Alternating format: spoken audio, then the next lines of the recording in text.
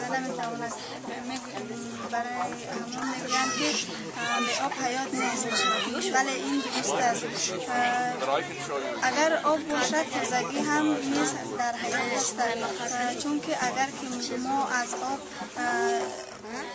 با آب تازه میکنیم و استعمال میکنیم، این آب برای ما در زندگی همه وقت در کار است و میگویند که بودن گفتند که از میکروب کن اندیشه، تازگی را کن پیشه. آب دوشان همیشه میکروب ها رو میکشد، یعنی که باید ما آب را دوشانیم بعد استعمال نماییم، چون که به بیماری های صورتی گرفتار نشویم و آب نیست برای ما همیشه در در قشلاق ما و آب نبود، ما از راه های دور از قشلاقمون آب میکشتیم و از آب میکشتیم و زیر به آنهایی که با ما آب کشیدن و آب رو تیار کردن به آنها رحمت میگوییم.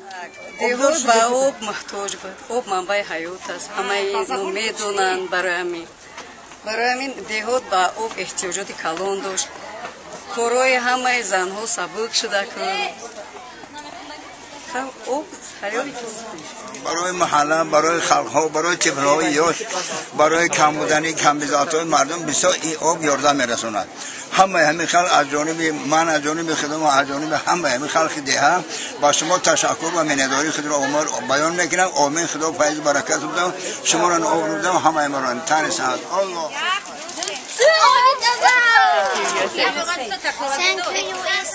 یک بار دیگه.